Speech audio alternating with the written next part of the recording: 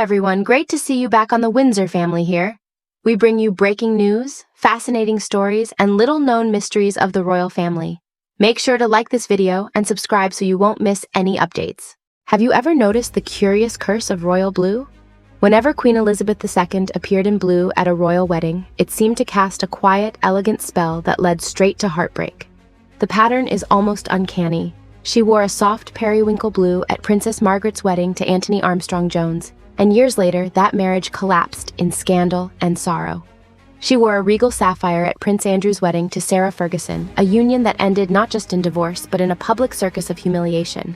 Even Diana's grand fairy tale day, framed by the Queen in icy blue, ended in tragedy.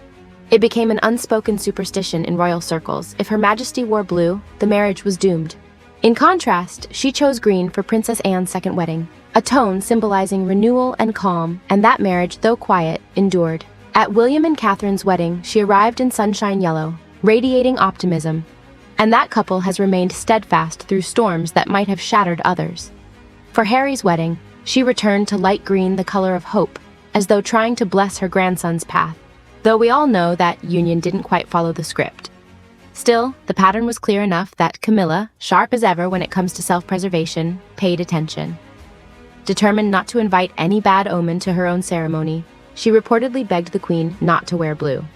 Tradition dictated that no one could wear the same color as the monarch, so the Queen obliged, but she didn't wear pink or gold or lilac.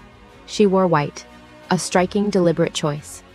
It forced Camilla into a dull gray outfit, which some courtiers whispered was a silent warning rather than a blessing. White, the color of purity and legacy, belonged to the monarch. Gray, the shade of compromise, fell upon the woman who would never truly replace her. Even now, years after the Queen's death, Camilla still lives in her shadow. When the royal jewelry collection worth over $120 million was divided, not a single heirloom went to her. Instead, most of the late Queen's personal jewels were passed to Princess Charlotte, the young daughter of William and Catherine, as a gesture toward the monarchy's future. Princess Anne, ever loyal and fiercely protective, became the unofficial guardian of William's household, another subtle signal that the late Queen placed her trust squarely in her daughter and grandson, not in the new Queen consort. Charles himself, despite the crown on his head, remains bound by royal financial structures that prevent personal redistribution of wealth, meaning Camilla will never legally inherit royal property or estate holdings.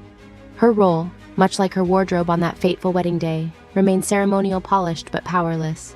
Some see the Queen's decisions as cold, others as perfectly strategic. After all, Elizabeth II spent 70 years defending the integrity of the monarchy from scandal and sentiment. Perhaps she simply knew that crowns may pass, but character and legacy should always stay within the true royal bloodline.